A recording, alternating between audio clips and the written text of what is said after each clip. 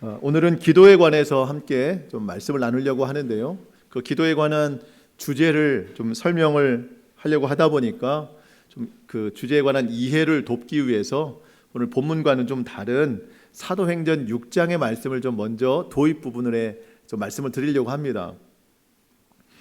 사도행전 6장에 보면은요, 그 초대교회가 아주 큰 부흥의 역사가 일어나는 중에 뜻하지 않은 하나의 문제를 만나게 되는데요. 베드로의 복음 선포로 인하여서 3,000명, 5,000명 이렇게 회심하는 예수님을 믿는 많은 사람들이 이제 초대교회로 모여들기 시작합니다. 함께 교회 공동체를 이루는 성도들은 사랑과 은혜의 아름다운 교제를 나누면서 마치 천국을 미리 경험하듯 아름다운 하나의 공동체를 이루어 갑니다. 이제 그러던 중에 뜻하지 않은 하나의 문제를 만나게 되는데, 초대교회의 핵심 사역 중에 하나가 소외된 자들, 어려운 자들을 구제하는 일이었습니다. 그런데 항상 구제를 하던 일 중에 제외되는 사람들이 발생하기 시작이 됐고, 그 일들로 막 그 원망이 터져나오기 시작한 겁니다. 그 배경은 좀 이런데요. 그 초대교회 예루살렘 교회는 이제 두 부류가 있었는데, 하나는 헬라파 유대인이 있었고 하나는 히브리파 유대인이 있었습니다. 언어가 달라요. 헬라어를 쓰는 유대인들이 있고 히브리어를 쓰는 유대인들이 있는데, 이 헬라파 유대인은 누군가 하면 그 외국에서 살다가 다시 돌아온 사람들입니다. 그러니까 이스라엘 사람들이에요, 본래. 그런데 외국에서 태어났거나 외국에서 잠시 살다가 다시 본국으로 돌아와서 복음을 듣고 예수님을 믿게 된 사람들이 이제 교회에 들어온 겁니다. 히브리파 사람들은 누군가 그렇지 않고 그냥 본국에서 태어났고 본국에서 계속 있었던 사람들입니다. 근데 이 두 그룹 속에서 어쨌든 그 당시에 고아나 과부 이런 소외된 계층, 힘든 계층들이 있었는데, 이분들에게 늘 날마다 구제 사역이 이루어졌었어요. 근데 어느 날부턴가 잘 되고 있던 이 구제 사역 중에 헬라파 과부들에게는 이 구제 사역에서 제외되는 일들이 생긴 거예요. 히브리파에게는 계속하고 해외에서 머물다 온 이들에게는 점점점 이것이 끊기기 시작한 겁니다. 그래서 헬라파 유대인들이 그 모습을 보다가 왜 우리와 같은 사람들에게는 구제가 끊겼느냐, 이것에 대한 원성이 커지기 시작한 것이죠.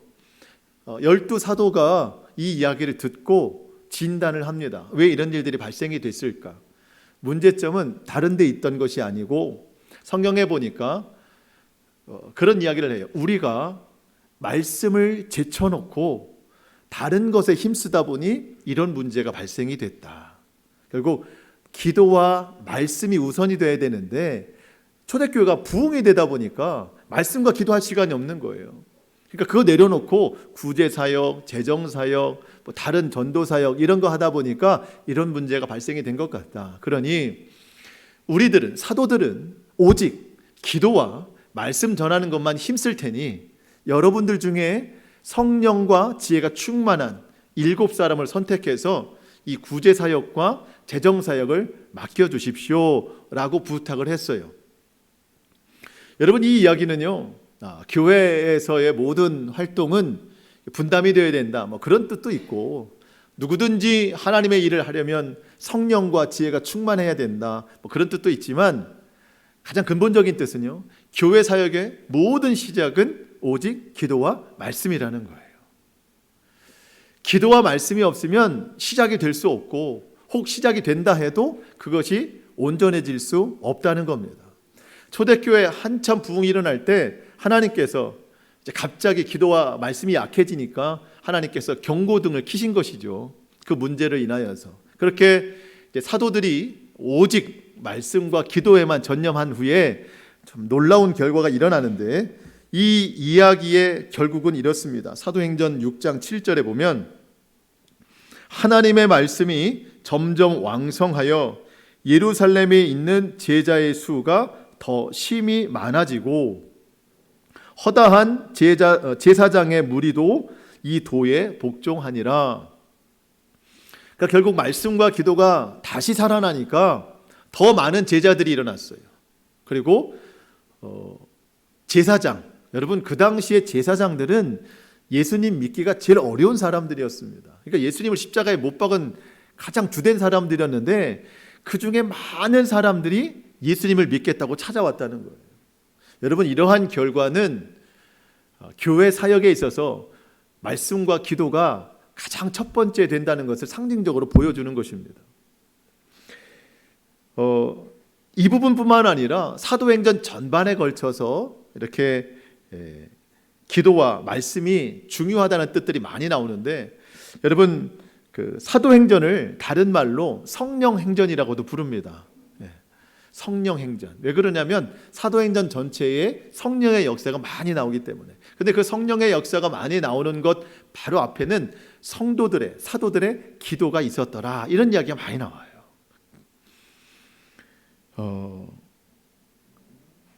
여러분, 그 말씀과 이 기도가 처음이 되어야 된다. 이것은 단지 교회에만 적용이 되는 것이 아니라 저는 우리의 삶도 똑같아야 된다고 생각하는 거예요. 우리의 삶도 기도가 시작이에요. 하나님의 말씀이 꼭 있어야 됩니다. 여러분, 가정도 마찬가지입니다. 가정도 기도가 시작이에요. 하나님의 말씀이 있어야 됩니다. 여러분, 초대교회 사역 가운데 지금처럼 구제, 선교, 전도, 여러 가지 교제, 여러 가지 사역들이 있었겠는데 그 중에 가장 시작은 기도였다는 것이죠. 우리 가정도 마찬가지잖아요. 우리 가정 안에 중요한 요소들이 얼마나 많습니까? 여러분, 우리가 일하는 게 있고 생활하는 게 있잖아요. 건강의 문제, 또 자녀들의 문제, 관계의 문제, 좀 더 나은 삶에 대한 소망, 여러 가지 많은 요소들이 있는데, 여러분, 이 많은 것들을 이루어 나가기 위해서는 기도가 맨 처음에 있어야 된다는 거예요. 사도 바울이 데살로니가전서 5장 17절에 쉬지 말고 기도하라. 왜 그런 이야기 했겠습니까? 우리 삶의 모든 것이 영적 전쟁이기도 하지만 그것이 가장 큰 이유라면 그 다음 이유는 뭔가? 우리의 삶이 그만큼은 중요하다는 거예요. 우리의 삶의 모든 요소들이 다 중요하다는 거예요. 여러분, 우리가 믿음 생활을 한다고 해서 일상생활을 다 내려놓을 수 있는 게 아니잖아요. 가정이 얼마나 중요합니까? 그런 모든 것들을 잘 이뤄가기 위해서는 기도부터 시작이 돼야 된다는 거예요. 기도로 출발되지 않으면 삶이 틀어집니다. 여러분, 초대교회가 건강하게 잘 성장해 갔어요. 아무 문제 없을 것 같았어요. 근데 초대교회가 틀어지기 시작하잖아요. 왜? 기도가 없으니까. 기도가 끊기니까 잘 되던 것이 틀어지기 시작합니다. 여러분, 기도가 없으면 가정에 문제가 막 생기기 시작해요. 삶이 틀어지기 시작합니다. 그래서 사도행전이 성령행전이듯이 우리가 기도와 말씀을 통해서 성령의 인도하심과 도움을 받는 우리 모두가 성령 인생 될 수 있기를 축복합니다.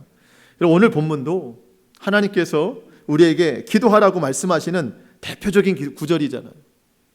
오늘 3절에 보면 너는 내게 부르짖으라 내가 내게 응답하겠고 내가 알지 못하는 크고 은밀한 일을 내게 보이리라. 저는 어느 때보다 이 하나님의 말씀이 더 크게 들리는 때라고 생각이 듭니다. 지금 여러분, 시대가 어려움을 만났을 때 사람들은 어려움의 이유를 다 거기에다 갖다 붙여요. 지금은 그것 때문에 힘든 일이야. 그것 때문에 우리 가정은 이렇게 어렵게 됐어. 다 어려움을 거기에서 찾아요.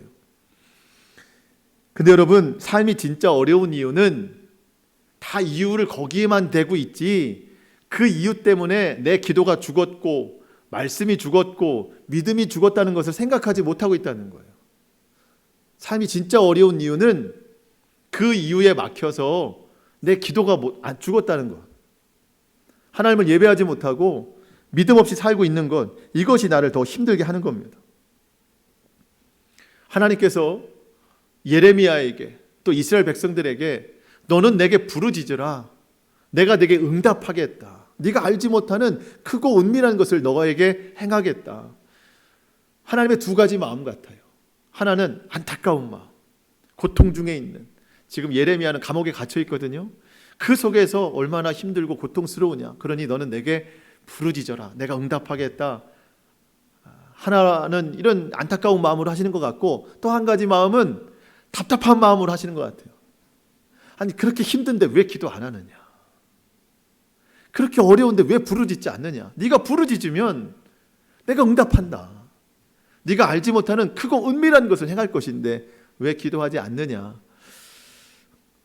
여러분은 하나님의 안타까운 목소리로 들리세요? 답답한 목소리로 들리세요? 저는 두 번째 같았어요. 하나님이 답답해 하시는구나. 기도하지 않는 모습에 대해서 답답해 하시는구나. 그런 생각을 하게 됐습니다. 여러분, 우리 기도해야 됩니다. 아니, 기도해야 삽니다. 기도 안 하면 죽어요. 기도해야 살 수 있어요. 성경을 보면 삶의 고난을 만난 많은 사람들이 있는데 그들이 삶의 고난을 어떻게 이겨나갔는가, 어떻게 삶에 승리했는가, 여러분 하나예요. 기도입니다. 기도. 모세가 이스라엘 백성들 광야로 데리고 나와서 이끌어 가는데 여러분 사람이 할 수 있는 게 아무것도 없잖아요. 지금 그냥 방랑자 신세인데 어디 가서 농사를 져서 먹을 수 있는 것도 없고 아무것도 없습니다. 하나님만 의지할 수밖에 없어요. 기도하는 수밖에 없습니다. 여러분 홍해를 건너는 것도 다 하나님 앞에 기도한 거예요. 바위에 그 물이 없었을 때 바위에서 물이 난 것도 다 하나님 앞에 기도한 것이고요. 모처럼 우물을 만났는데 마시려고 했더니 쓴 물이었습니다. 그때 모세가 하나님 앞에 부르짖어 기도했더니 하나님이 방법을 알려주셨어요. 여러분 아말렉이라고 하는 이방 군대를 만났을 때 이긴 것은 단 하나였잖아요. 손을 들면 이기고 기도해서 이기는 거예요. 모세의 뒤를 이어서 이스라엘을 이끌던 여호수아, 여러분 여호수아 10장에 보면은요 전무후무한 일이 나오거든요. 여호수아가 이방 민족과 전쟁을 합니다. 이기고 있어요. 승기를 잡았습니다. 근데 해가 지면 이 승기를 계속 이어갈 수가 없을 것 같아요. 그래서 엉뚱한 기도를 해요. 해가 떨어지지 않도록, 해가 그 정상에 머물러 있도록 기도를 한단 말이죠. 여러분 이런 기도를 생각이나 할 수 있을까요? 하나님이 들어주셨어요. 태양이 떨어지지가 않아요. 여러분 태양이 떴다가 지는 것은요 하나님의 창조 질서예요. 하나님은 질서의 하나님이라 질서 어기는 걸 굉장히 싫어하시거든요. 근데 하나님이 그 질서를 어기십니다. 왜? 믿는 사람의 기도를 들어주시려고. 얼마나 간절하게 부르짖는지 그 기도 들어주시려고 해가 떨어지지 않는 하나님 스스로가 질서를 어기시는 일을 하신다는 것이죠. 바로 잡는 것도 하나님이 하실 수 있기 때문에. 열왕기하 20장에 보면 히스기야 나옵니다. 히스기야가 죽을 병에 걸렸습니다. 벽에 대대고 통곡하면서 기도했다고 그랬어요. 하나님이 그 모습을 보시고 15년 삶을 연장시켜 주셨습니다. 믿을 수가 없어요. 그래서 하나님 앞에 증표를 보여달라고 그랬습니다. 그랬더니 이사야가 와서 어떻게 증표를 보여줄까? 저 시계, 해, 그림자, 이게 앞으로 가면 믿겠니? 뒤로 가면 믿겠니? 앞으로 가는 거야 뭐 빨리 가면 갈 수 있지만 뒤로 가는 것은 있을 수 없으니까 해 그림자가 뒤로 가게 해달라. 그랬더니요 해 그림자가 10도 뒤로 갔더라. 무슨 말이에요? 시계가 뒤로 갔다는 이야기예요. 이것도 전무후무한 일입니다. 하나님께서 믿음의 사람의 기도를 들어주시는 거예요. 하나님은 반드시 응답하신다. 여러분 이거를 성경을 통해서 우리에게 계속해서 말씀해 주시는 거예요. 오늘 어려움 중에 살고 있는 우리가 하나님 앞에 믿음으로 기도하면은요, 여러분 우리 한 가지 오해하지 말아야 될 것은 성경에 있는 그대로는 아닙니다. 성경에 있는 여러분 우리가 굳이 해가 지지 않을 필요는 없잖아요. 시간을 뒤로 돌리고 싶으세요? 네, 그런 말씀 마시고 우리가 굳이 그럴 필요는 없습니다. 여러분 정말 중요한 건 뭐냐면 성경에서 해를 멈추시고 시간을 뒤로 돌리신 하나님의 그 능력이 오늘 우리 가운데 동일하게 역사한다는 거예요. 그 일이 똑같이 일어나는 게 아니고 그 일을 행하신 하나님의 능력이 오늘 나와 함께 하신다는 거예요. 부르짖어 기도하면 그와 같은 역사가 반드시 일어난다는 거예요. 그래서 예수님도 우리에게 말씀하시기를 너희는 내 이름으로 구하라. 예수님의 이름으로 구하라. 그냥 무엇이든지 다 행할 것이다. 요한복음 14장 13절 이하의 말씀 읽어드립니다. 너희가 내 이름으로 무엇을 구하든지 내가 행하리니 이는 아버지로 하여금 아들로 말미암아 영광을 받게 하려 함이라. 내 이름으로 무엇이든지 내게 구하면 내가 행하리라. 그래서 우리가 예수님의 이름으로 기도하잖아요. 한 가지 더 말씀하셨어요. 요한복음 15장 7절. 너희가 내 안에 거하고 내 말이 너희 안에 거하면 무엇이든지 원하는 대로 구하라. 그리하면 이루리라. 예수님께서 지금 이 말씀하실 때는 제자들이 옆에 있어요. 제자들에게 하시는 말씀이에요. 근데 예수님이 곧 십자가를 지시고 부활 승천하십니다. 육신의 몸으로 함께 있으실 수가 없어요. 성령님이 내려오십니다. 눈에 보이지 않아요. 그럼 제자들은 기도할 수밖에 없어요. 그러니까 그때 너희는 내 이름으로 기도해라. 지금 내가 너희와 함께 다니면서 하나님의 놀라운 역사를 이룬 것처럼 너희가 내 이름으로 기도하면 성령님이 도와주실 것이다. 여러분, 그 제자들이 오늘 우리잖아요. 오늘 우리가 예수님의 이름으로 기도하면 성령님을 통해서 강력한 역사를 이렇게 세우신다는 거예요. 한 번은 예수님께서 베드로, 요한, 야고보 이 세 사람과 함께 산 위로 올라가셨습니다. 산 밑에서는 큰 일이 일어나고 다급한 일이 발생이 되고 있었어요. 한 아버지가 귀신 들린 자기 아들을 데리고 예수님을 찾아온 거예요. 근데 예수님이 계시지 않아요. 산 밑에는. 산 위에 계시니까. 나머지 9명의 제자들에게 부탁하는 거예요. 내 아들 좀 고쳐달라. 내 아들이 굉장히 심한 고통을 당하고 있다. 그 자리에서도 그런 고통이 일어나는 것이 보여져요. 예수님의 제자들이 그 아픔 당하고 있는 고통스러워하는 그 아들을 보면서 여러 가지로 고쳐보려고 많은 시도를 합니다. 정말 많은 노력을 해요. 그러는데 고치질 못했어요. 어떤 노력을 했는지 성경에 나오지 않아요. 하지만 열심히 노력했어요.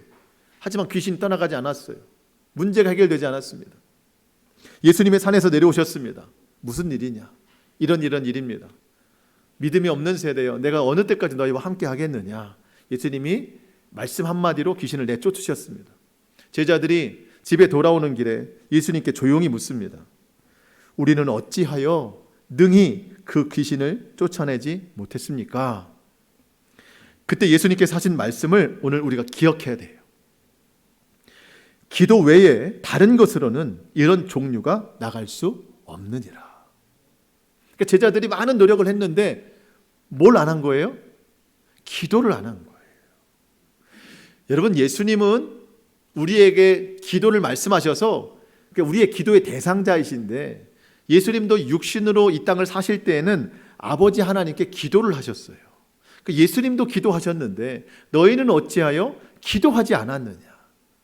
예수님이 그들에게 주신 귀신을 내쫓는 권세를 가지고 여러 가지 노력을 했던 것 같아요. 하지만 기도하지 않았습니다. 우리도 마찬가지예요, 여러분. 우리가 살면서 많은 노력을 하죠. 근데 기도하지 않으면 그런 종류의 어려움들을 이겨나갈 수가 없어요. 우리 삶에도 얼마나 많은 어려움의 종류들이 있습니까? 기도하지 않으면 그런 종류의 어려움들이 해결될 수가 없어요. 우리도 주님께 물어보죠. 주님, 왜 이렇게 삶이 힘들죠? 왜 이렇게 어려움이 떠나가지 않죠? 그때 우리 주님은 아마 동일한 말씀하실 것 같아요. 기도 외에는 이런 종류가 나갈 수 없느니라. 기도해라. 여러분, 기도해야 합니다. 기도해야 하나님이 역사하세요. 하나님의 일하심이 있어야 우리가 살 수 있습니다. 그러니까 무엇보다 기도가 우선이 되어야 된다는 거예요.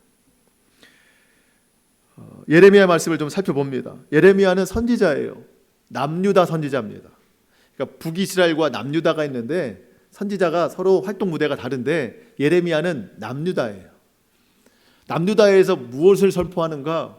여러분, 지금 북이스라엘이 멸망했어요. 먼저 멸망했습니다. 왜 멸망했을까요? 하나님 믿지 않았어요. 이방신을 섬겼어요. 도움이 필요할 때 하나님께 기도하지 않고 이방 왕에게 가서 손 벌렸습니다.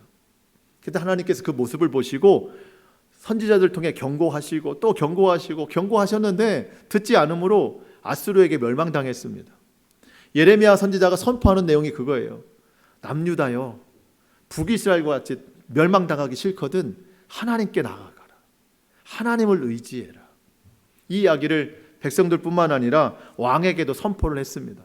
근데 마음이 굳어진 왕은 예레미야의 선포를 듣지 않았습니다. 듣기 싫다고 그랬어요. 더 이상 듣기 싫어서 예레미야를 감옥 속에 가둬버립니다. 듣기 싫어하는 이 남유다의 결과는 뻔하죠. 멸망합니다. 바벨론의 멸망을 해요. 70년 동안 바벨론의 포로로 붙잡혀가기도 하고 또 70년 동안 이 바벨론의 점령을 당해서 예루살렘 모든 곳이 다 폐허가 됩니다. 그런 상황인데 오늘 본문의 시점은 아직은 멸망되지 않은 경고의 때예요. 경고. 그렇게 살면 안 된다. 하나님 의지해야 된다. 그러한 시점입니다. 그렇게 말하고 있는데 왕이 예레미야를 가둬버렸어요. 1절 말씀. 예레미야가 아직 시위대 뜰에 갇혀 있을 때에 여호와의 말씀이 그에게 두 번째로 임하니라 이르시되. 여러분, 갇혀 있을 때에도 하나님은 말씀하십니다. 여러분, 오늘 우리가 무엇에든지 갇혀 있더라도 끝난 게 아닙니다. 하나님은 우리에게 말씀하세요. 갇혀 있는 것 가운데 길을 열어주신다는 거예요. 하나님의 말씀이 열쇠예요. 그러니까 여러분, 하나님 말씀을 잘 들으실 수 있기를 축복합니다. 지금 하나님께서 갇혀 있는 예레미야에게 한 가지 할 수 있는 것을 말씀하세요. 그게 뭐냐면 기도라는 거예요. 기도 외에는 방법이 없으니까. 기도할 때 두 가지예요. 어떻게 기도하는가? 우리가 잘 아는 것처럼 첫 번째는 부르짖어서 기도하라. 두 번째는 네가 기도하는 하나님이 어떤 분인지를 알고 기도해라. 여러분, 우리가 기도할 때 하나님이 어떤 분인지 알고 기도해야 됩니다. 그래야 정확하게 기도할 수 있어요. 그냥 무의식 중에 기도하라고 해서 하면 그 기도가 잘 이루어지지 않아요. 그러니까 어떤 뜻이냐면 지금 예레미야는 시위대 뜰에 갇혀 있어요. 감옥에 갇혀 있어요. 갇혀 있는 이 시위대, 이 뜰, 이것보다 하나님이 더 크신 분임을 알아야 기도할 수 있다는 거예요. 나중에 유다가 바벨론의 포로로 붙잡혀 갑니다. 70년을 살게 됩니다. 붙잡혀 가는 것은 무지했기 때문이에요. 믿음이 없기 때문에 붙잡혀 가는 것이죠. 근데 가서 살다 보니 깨닫는 것이죠. 내가 하나님 앞에 죄를 지었구나. 하나님 앞에 불순종했구나. 그래서 이러한 징계를 받는구나. 자, 깨달은 다음에 하나님 앞에 기도를 하는 거잖아요. 그럼 어떤 기도를 할 수 있을까요? 하나님은 우리를 가둬놓고 있는 이 바벨론의 왕보다 더 크신 분이시다. 그것이 인정이 되고 믿어질 때 기도할 수 있는 거예요. 하나님은 오늘 우리에게 그런 믿음으로 기도하라고 말씀하십니다. 우리가 가지고 있는 여러 가지 많은 문제들이 있지만 그 문제보다 하나님이 더 크신 분이시다. 여러분, 그래서 어린 자녀들이 아빠, 엄마에게 부탁하는 게 그거잖아요. 아빠, 엄마는 할 수 있어. 나는 못해도 아빠, 엄마는 할 수 있어. 아이가 부모에게 부탁하는 게 기도예요. 우리도 마찬가지죠. 하나님은 하실 수 있어. 여러분, 믿으십니까? 여러분, 하나님은 하실 수 있기 때문에 기도하는 거잖아요. 그러면 믿음이 생기는 것이죠. 그 하나님께서 그 표현을 오늘 2절과 같이 하시는 거예요. 2절. 하나님께서 스스로 하나님은 어떤 분이신가를 말씀하시는데 2절 한번 같이 읽어보겠습니다. 2절 말씀 시작. 이를 행하시는 여호와, 그것을 만들며 성취하시는 여호와, 그의 이름을 여호와라 하는 이가 이같이 이르시도다. 아멘. 하나님 어떤 분이신가? 이를 행하시는 분, 그것을 만들며 성취하시는 분, 그 이름을 여호와라 하시는 분, 이게 하나님이십니다. 스스로 말씀하시는 거예요. 여기에 동사가 3가지 나오는데 행하시는, 만드시는, 성취하시는. 여러분, 이 3가지 동사가 원어적으로 보면 창세기 1장에서 하나님이 천지를 창조하실 때 만드셨다, 빚으셨다 하는 그 동사랑 똑같은 동사예요. 그러니까 결국 무슨 얘기냐면 지금 갇혀있는 예레미야를 살려내실 하나님, 바벨론의 포로로 붙잡히게 될 유다를 살려내실 하나님은 천지를 창조하신 그 하나님, 천지를 창조하실 때 나타나셨던 그 능력이 오늘 부르짖는 이들에게도 동일하게 나타난다는 거예요. 그 하나님을 믿고 기도하라는 거예요. 이를 행하시는 여호와, 이 행하신이라는 단어가 우리말과 이제 히브리 원어가 좀 다른데요. 땅을 만들다라는 뜻입니다. 일을 행하시는 여호와는 땅을 만드시는 하나님이라는 뜻이에요. 그것을 만들며 성취하시는 여호와. 여기서 만들다라고 하는 것은요, 하나님이 흙으로 빚으신다. 도자기 빚듯 빚으신다. 이렇게. 여러분, 도자기라도 그냥 막 어디 창고나 막 아무데나 있으면 그게 빛을 발하지 않잖아요. 어디엔가 제대로 잘 갖다 놔야 작품처럼 여겨지는 것이죠. 성취하시는 여호와, 이게 뭐냐면 딱 알맞게 제자리에 있는 이런 뜻입니다. 자, 그러니까 이 2절은 그런 뜻입니다. 하나님이 세상을 창조하실 때 땅을 만드시고 그 땅 위에 사람뿐만 아니라 생명체를 빚으시고 그 빚으신 생명체를 각각 제자리에 놓으신 그 하나님. 지금 감옥에 갇혀있는 예레미야, 아무 소망이 없지만 하나님께서 그 예레미야에게 새로운 땅을 창조하시고 아무것도 소망이 없는 그에게 새로운 일을 빚으시고 또 알맞은 장소로 이동케 하시는, 모든 것을 새롭게 역사하시는 그 하나님이 그와 함께 하신다는 것을 지금 말씀하고 있는 거예요. 여러분, 우리도 마찬가지입니다. 뒤죽박죽 섞여 있어서 도대체 뭐가 뭔지 잘 모르는 이 시대에, 또 우리가 분별할 수도 없고 해결할 수도 없는 이 어려운 시대, 나는 아무것도 할 수 없는 이 어려운 시대, 마치 창조되기 전 혼돈과 암흑의 그런 시대를 살고 있는 우리에게 하나님께서 땅을 만드시고 빚으시고 제자리에 갖다 놓으시는 하나님의 그 창조의 손길이 오늘 우리 가운데 분명히 나타난다는 거예요. 오늘 우리가 그 하나님을 믿고 신뢰하면서 또 기대하는 마음으로 하나님 앞에 기도할 수 있었으면 좋겠습니다. 내 스스로 힘으로 혼자 살아가면은요, 든든한 것 같지만 삶이 흔들리게 돼 있어요. 집안이 흔들리게 돼 있어요. 땅이 흔들리게 돼 있습니다. 하나님이 일을 행하셔야, 하나님이 땅을 만드셔야 그 땅이 견고해질 수 있어요. 사람의 노력만으로는요, 가정이 흔들릴 수밖에 없습니다. 하나님이 일을 행하셔야 그 땅이 새롭게 만들어지는 거예요. 또 만들고 성취하시는 하나님의 능력이 있어야 그 가정이 온전해질 수 있는 겁니다. 그 이름을 여호와라 하시는 하나님께서 이와 같은 일을 이루시기 위해서 오늘 저와 여러분에게 부르짖어 기도하라 말씀하십니다. 너는 내게 부르짖으라. 내가 내게 응답하겠고 내가 알지 못하는 크고 은밀한 일을 내게 보이리라. 여러분, 은밀한 일이라고 하는 것은요, 비밀스러운 게 아니고, 그러니까 사람으로서는 도저히 헤아릴 수 없을 만큼, 상상할 수 없었던, 지금 나의 추측으로는 전혀 머릿속에 감도 안 오는 그런 일을 하나님이 이루시겠다는 거예요. 그러면서 부르짖어 기도하라. 여러분, 왜 우리가 부르짖어 기도해야겠어요? 하나님의 귀가 잘 안 들려서 그런 게 아닙니다.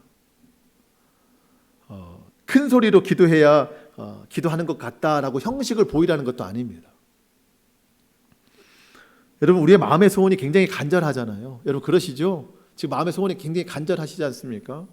그 간절함의 크기와 또 내 기도를 들어주실 하나님의 크고 위대하심, 하나님이 얼마나 크고 위대하신 분인가를 내가 믿는다면, 이 간절함과 하나님에 대한 믿음의 크기가 만나면 우리는 부르짖을 수밖에 없다는 거예요.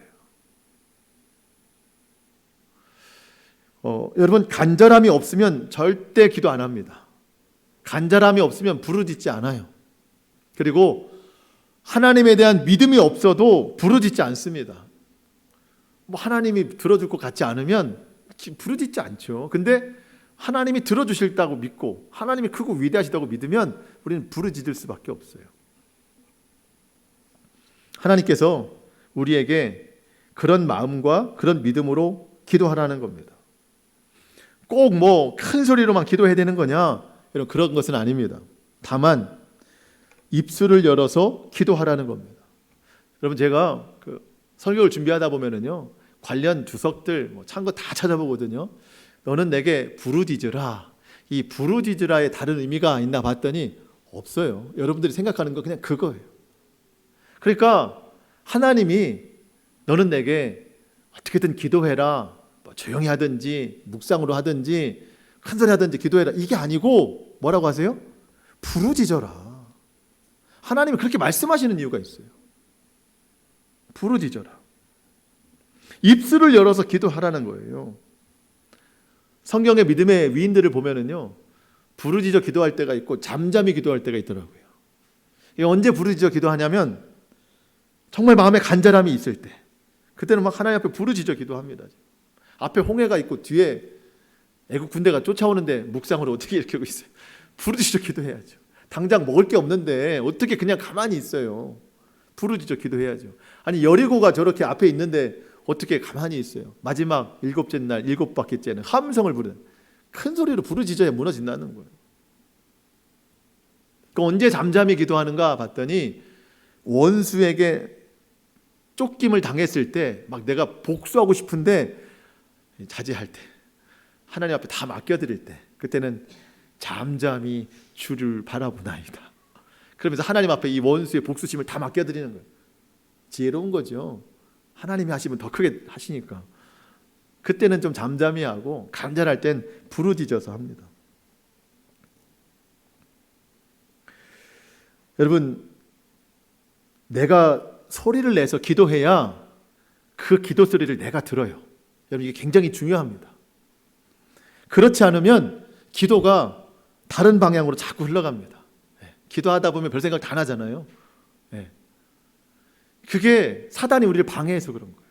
내가 생각해내는 게 아니라 내가 정말 열심히 기도하면 하나님께서 크고 은밀한 일을 반드시 보여줄 것을 사단도 알기 때문에 사단이 우리 기도 방해하는 거예요. 기도의 시작은 있는데 방향이 엉뚱한 데로 가죠. 목적지가 달라졌어요. 그래서 내가 기도하는 것을 내 귀로 들어야 됩니다. 그래서 입술을 열어서 부르짖어서 기도해야 된다는 거예요. 제가 엊그제 지난 금요일에 그런 말씀을 나눴습니다. 낭비하지 말자.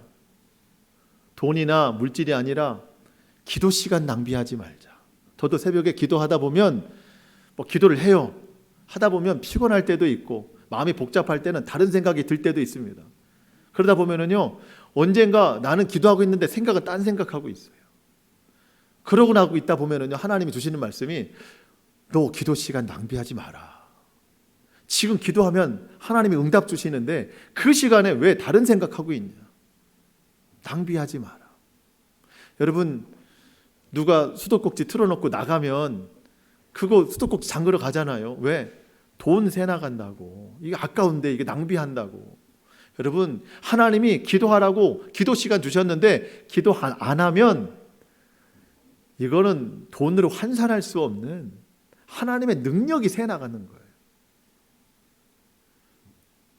여러분, 기도 시간을 절대 낭비하지 마세요. 오늘도 말씀 끝나고 기도할 거거든요. 그러면 이제 제가 느껴져요. 아, 기도를 하신다, 안 하신다. 그럼 이게 낭비하는 거예요, 낭비. 하나님은 일하실 준비가 다 됐어요, 지금. 큰 일, 은밀한 일 준비해놓고 계세요. 근데 자, 기도합시다 했는데 기도가 안 돼. 기도를 안 합니다. 그러면은 하나님은 이거를 할 수가 없어요. 약속하셨잖아요. 부르짖으면 준다고. 근데 기도 안 하면 이게 안 되는 거예요. 하나님이 주시는 말씀, 기도 시간 낭비하지 마라. 하나님이 기도하는 자에게 응답 주신대요. 응답은 기도의 결과가 아니라 그야말로 응답입니다. 말씀이에요. 그러니까 말로 대답한다는 거예요. 응답하신다. 하나님은 먼저 말씀으로 대답하시고 그 다음에 그 약속하신 말씀을 그대로 성취하시는 분이십니다. 예레미야에게도 먼저 말씀으로 응답하십니다. 부르짖으니까. 예레미야는 선지자이기 때문에 유다에 관한 응답을 말씀하세요. 여러분 6절 말씀 보실까요? 6절. 앞으로 하나님이 이렇게 하시겠다고 먼저 말씀으로 응답하시는 겁니다. 6절. 그러나 보라, 내가 이 성읍을 치료하며. 여러분, 앞으로 그 예루살렘 성은요, 교회도 성벽도 다 무너지잖아요. 황폐된 이 성읍을 내가 치료하겠다, 고쳐서 낫게 하겠다. 이게 지금 응답이에요. 평안과 진실과 풍성함을 그들에게 나타낼 것이며, 7절, 내가 유다의 포로와 이스라엘의 포로를 다시 돌아오게 할 것이고 그들을 처음과 같이 세울 것이며 성취하시는 하나님, 다시 세우시는 하나님, 제자리로 돌리시는 하나님, 이렇게 할 것이며 하나님의 약속입니다. 내가 알지 못하는 크고 은밀한 일을 내게 보일 것이다.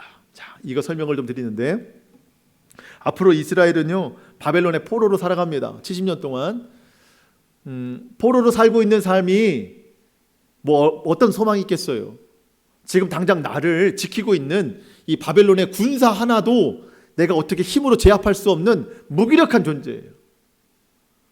거의 뭐 패배감, 좌절, 이거로만 거의 쌓여 있어서 전혀 삶의 소망이라고는 아무것도 없는 그런 사람에게 하나님이 크고 은밀한 일을 행하시는데, 여러분 9절입니다. 9절. 이 성읍이, 그러니까 예루살렘 성읍이 지금 황폐하게 되어 있지만 세계 열방 앞에서 나의 기쁜 이름이 될 것이며. 세계 열방 앞에서. 여러분 이런 꿈을 꾸세요. 이런 꿈을. 우리의 가정이, 우리의 자녀들이 세계 열방 앞에서. 지금은 뭐 보이지 않죠, 사실은. 인생의 성공을 하라는 게 아닙니다. 기도하라는 거, 기도하라는 거. 기도하면 하나님이 이런 응답 주신다는 거예요. 세계 열방 앞에서 나의 기쁜 이름이 될 것이며 찬송과 영광이 될 것이다.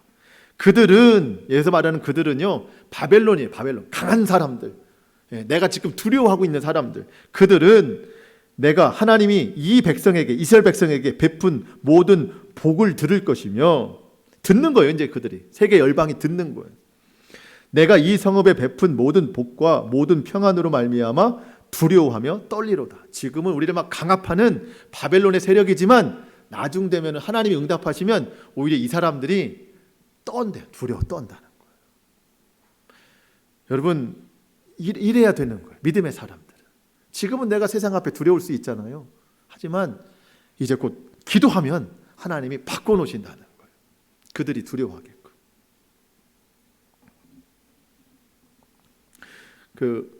제가 가끔 요즘에 올림픽 이야기를 하는데요. 아마 오늘이 마지막 편이 될 것 같습니다.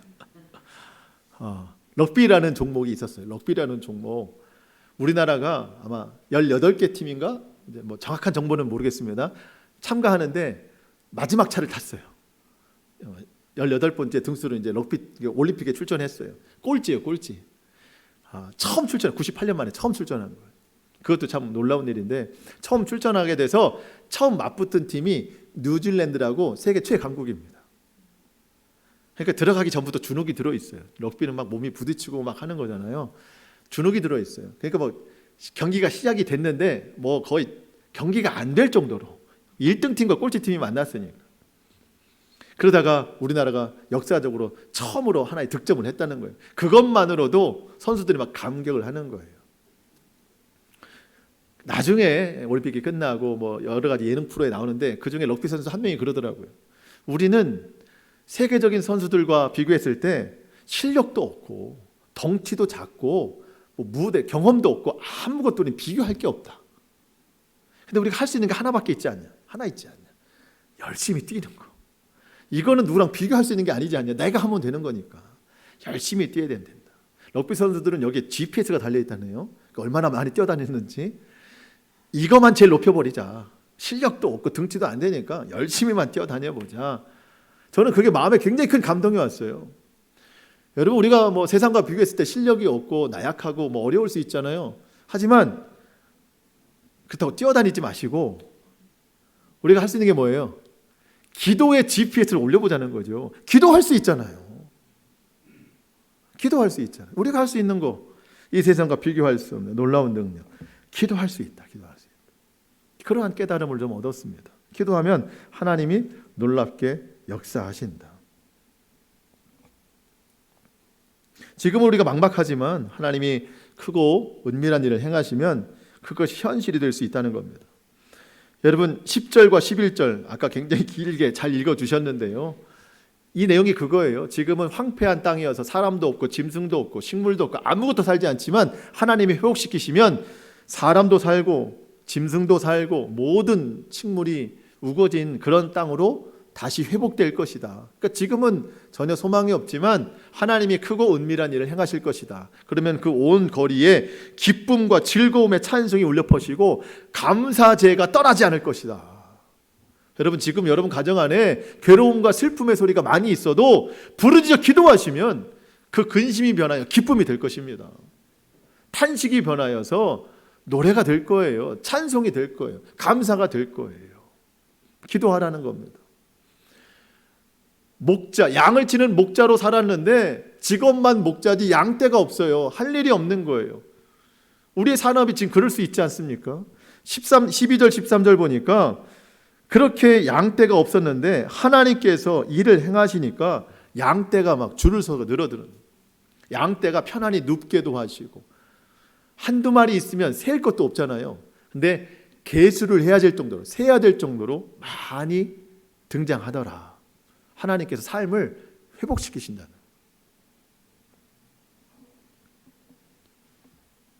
이 모든 것이 부르짖어 기도하는 자에게 주시는 하나님의 응답입니다. 여러분, 이 시대에 우리에게 꼭 필요한 것은 기도예요. 기도. 여러분, 기도 시간을 절대 놓치지 마시고 낭비하지 않을 수 있기를 축복합니다. 이제 이 말씀 드리고 말씀 마칠 건데요. 여기가 사실 제일 중요해요. 일상 중에도 우리가 기도 충분히 할 수 있지만 저는 그렇게 생각합니다. 성전에서 기도하는 습관이 있어야 일상에서도 기도하지, 성전에서 기도 안 하면 일상에서 기도하기 어렵습니다. 뭐 한다고는 하지만 그냥 기도하는 것이지 이런 기도 못 하는 거예요. 여러분, 우리의 일상이 바쁘고 피곤하기도 하지만 여러분, 정말 중요한 것이 있으면 시간을 내서라도, 피곤하더라도 꼭 하는 것이 있잖아요. 여러분, 피곤하다고 아무것도 안 합니까? 그렇지 않잖아요. 피곤해도 시간이 없어도 그것을 우선순위 삼으면 할 수 있는 게 있잖아요. 해야 되는 게 있잖아요. 여러분, 그게 예배고 그게 기도라는 거예요. 초대교회 기도가 뒤로 밀려나니까 그렇게 잘 돼도 분열이 일어나고 어려워지더라는 거예요. 다시 기도를 앞세워야 되는 겁니다. 제가 이번 한 주간, 지난 주간부터 계속해서 성도들에 대한 마음이 많이 생겼어요. 우리 성도들을 영적으로 살려내야 된다. 성도들이 영적으로 많이 죽어가고 있는데 그것이 뭐 담 탓이 아니고 다 내 잘못이라는 생각을 많이 했어요. 우리 성도들을 영적으로 살려내려면 기도와 말씀밖에 없어요. 기도와 말씀을 강조하지 않으면 그건 진짜 목자가 아니다. 살려내야 목자죠. 살려내야. 그리고 제가 하나 결단하는 것은 이게 설교로만, 선포로만 끝나면 안 된다. 이거를 같이 해나가야 된다. 같이 해나가야 된다. 그래서 같이 부르짖어 기도할 거예요. 누구는 이제 그러시죠. 어떻게 기도해야 될지 모르겠다. 기도를 오래 못하겠다. 여러분, 기도를 오래 하는 거 중요합니다. 부르짖어 기도하는 것도 중요합니다.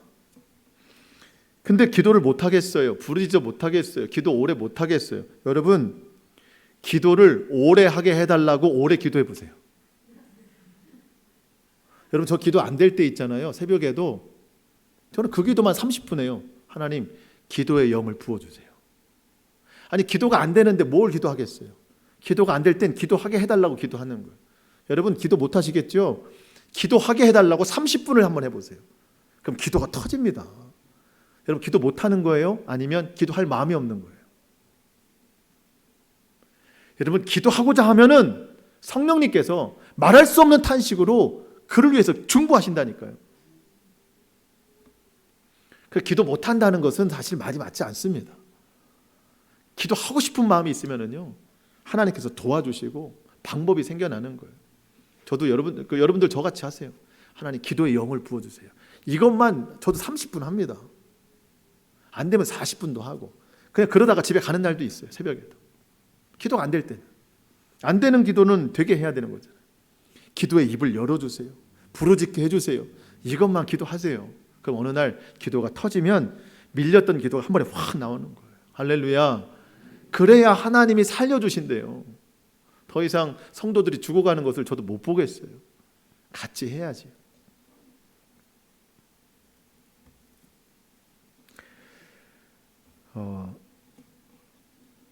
오늘도 우리가 이제 설교 끝났는데 함께 이제 기도할 거거든요. 기도할 때 사실 좀 불안해요. 똑같이 또 이러고 있을까 봐. 여러분 부르짖어 기도해야 됩니다.